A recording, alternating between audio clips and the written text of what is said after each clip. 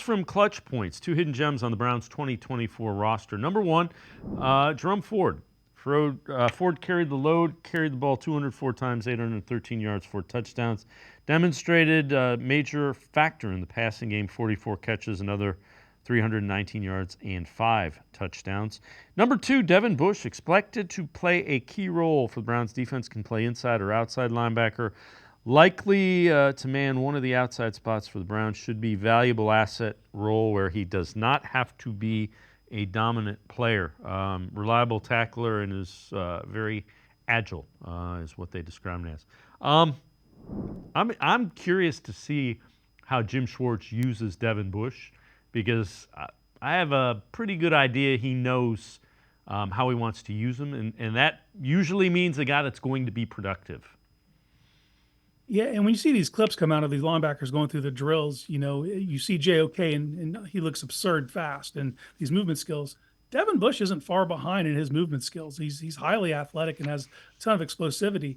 And to have that type of athlete available to you as a chess piece depth linebacker, that's very dangerous for someone like Jim Schwartz, who can kind of find spots to get that guy in there and take advantage of that. And you just, when I look at the linebacker room, I think they're in a better spot this year than they were last year. I don't think it's an elite room, but it's very serviceable. And you add an X factor like Devin Bush, I don't know exactly how they're going to use him, and I'm interested to see myself. But just from what I'm seeing on tape, the athleticism is still there, so it could be very intriguing. Yeah, and again, a lot of times with a guy like that, what are you asking him to do?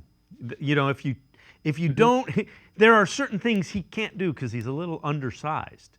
But there's a lot he can do because of that speed and quickness. Yeah, and if you look at the mold of some of the guys in the room, that's kind of what they've targeted. JOK is the same situation, so is Tony Fields. Would I think that Devin Bush is an upgrade from Tony Fields? Yes, I do. I just think it's given Jim Schwartz another highly uber athletic linebacker to kind of move around and be a weapon. I just think that can only service you in the end. And there might be some packages where you get a JOK and Devin Bush and third down on the field together that can have the skills to match up with tight ends and running backs out of the backfield and have that be an even contest. So I'm excited to see what Bush has left in the tank.